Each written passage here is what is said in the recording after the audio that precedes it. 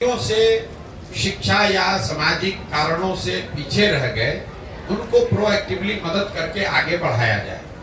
उसमें एक समय सीमा भी तय की गई कि कितने वर्ष तक ये आरक्षण रहेगा, लेकिन उसमें ये भी तय किया गया कि ये मानकर ये किया गया कि उतने दिन में वो जो समाज के पिछड़े वर्ग है वो सामान्य वर्ग के बराबर हो जाएंगे। तो आरक्षण बना रहना चाहिए, बिल्कुल इसके पक्ष में है। तब तक बना रहना चाहिए जब तक वो वर्ग जो जिनको वंचित या पिछड़ा माना जा रहा है वो सामान्य वर्गों के बराबर न हो जाए, शैक्षणिक, सामाजिक और आर्थिक नजरिए से। तीसरा, आपने कहा कि जो आरक्षण बढ़ाया घटाया, ये तो लालू, नीतीश जैसे जो नेता हैं आरक्षण का विशुद्ध प्रयोग अपने राजनीतिक हित के लिए करते हैं। मैं आपको एक आंकड़ा दे देता हूँ।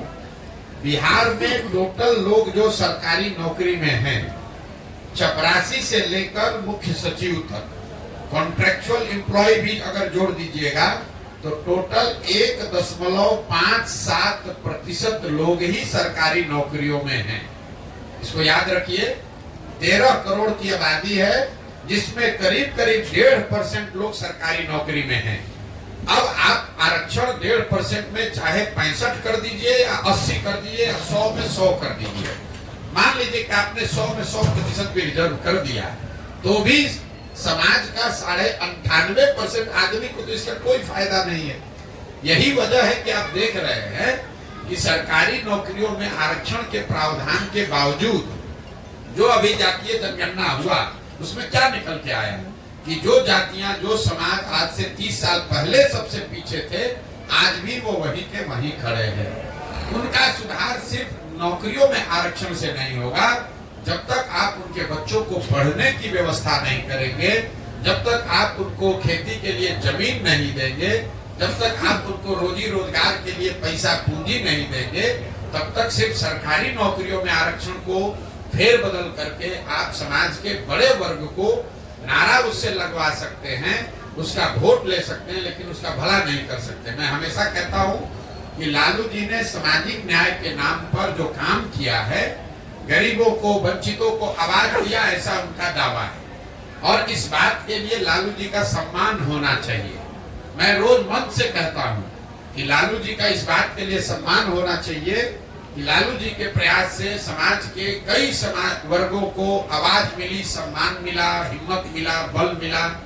लेकिन लालू जी ने जिन वर्गों को बल दिया, आवाज दिया, उन वर्गों के बच्चों के शिक्षा की व्यवस्था नहीं की, उन वर्गों के लोगों को उन्होंने जमीन नहीं दिया, उन वर्गों के लोग बिजनेस व्यापार कर सके इसके लिए पैसा पूंजी नहीं दिया।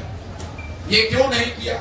इसलिए कि इन समाज के लोग आवाज पाकर उनके पक्ष में आवाज लगाएं, डंडा लेकर खड़ा हो, उनका झंडा लेकर घूमे, लेकिन अपने बच्चों के लिए कभी कुछ न पा पाए।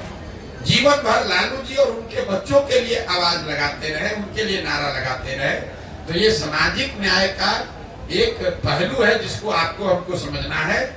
जहां सामाजिक न्याय में सामाजिक स्वतंत्रता और जो बोल बताते हैं कि हमने आपको आवाज दे दिया, उस बात को काटने की जरूरत नहीं है। लेकिन लालू जी ने किसी वंचित समाज के गांव में, किसी महादलित परिवार के गांव में, पंचायत में स्कूल की व्यवस्था नहीं की। इस पूरे राज्य में लालू जी ने कभी भूमि सुधार की चर्चा नहीं की। इस पूरे राज्य में लालू जी ने कभी कोई ऐसी व्यवस्था नहीं की कि बैंकों से इन गरीब वंचित समाज के लोगों को सस्ते दर पर ऋण मिले ताकि वो रोजी रोजगार कर सके।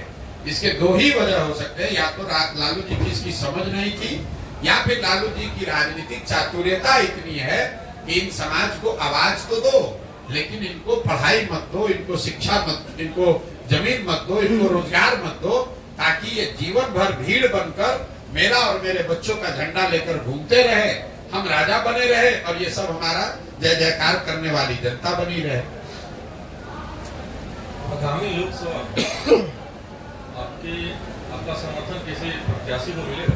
किसी को नहीं, मेरा समर्थन किसी को नहीं है, मेरा विरोध किसी को नहीं है। ये जो मैं पूरा अभियान कर रहा हूँ, देखिए पूरे देश में कितनी पार्टियां और दल हैं जो चाहते हैं हम उनकी मदद करें, हम लोकसभा में उनके साथ जुड़ जाएं।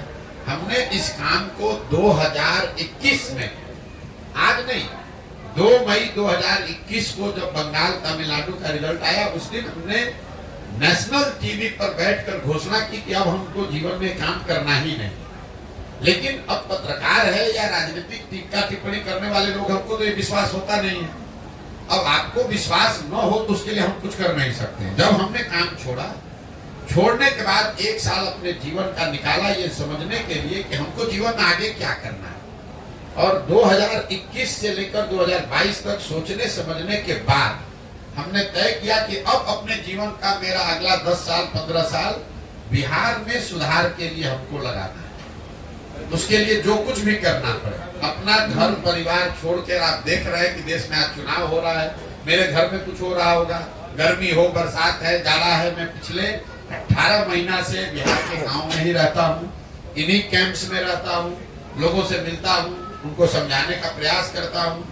उसमें सफलता मिले न मिले वो बात का बात, आप उससे सहमत हो सकते हैं, नहीं सहमत हो सकते हैं, लेकिन मैं ये काम पिछले 2 वर्ष से कर रहा हूँ, इस बात से कोई इनकार नहीं कर सकता है। तो मैं हमेशा कहता हूँ कि अगर आप हमारी बात, हमारी कहे हुए बात पर भरोसा मत कीजिए, मेरे कथनी पर मत जाइए, मेरे करनी को देखिए, जो मैं कर रहा हूँ उसको देखिए, जांचिए, परखिए, ठीक लगे तो जुड़िए, और न ठीक लगे तो जैसे जीवन चल रहा है चलाइए, हमें कोई दिक्कत नहीं है। जो आपसे प्रभावित है, जो मतदाता आपसे प्रभावित है, वैसे लोग कहाँ वोट करेंगे? जो हमसे प्रभावित है, जो इस सोच से प्रभावित है, वो उन लोगों को वोट करेगा जो समाज में इस बार खड़े होंगे और बेहतर उनकी नजर में होंगे। अब आप ये कह सकते कोई बेहतर ना हो तो क्या करे, भाई उसके लिए नोटा का प्रोविजन है, जाके नोटा दबाओ।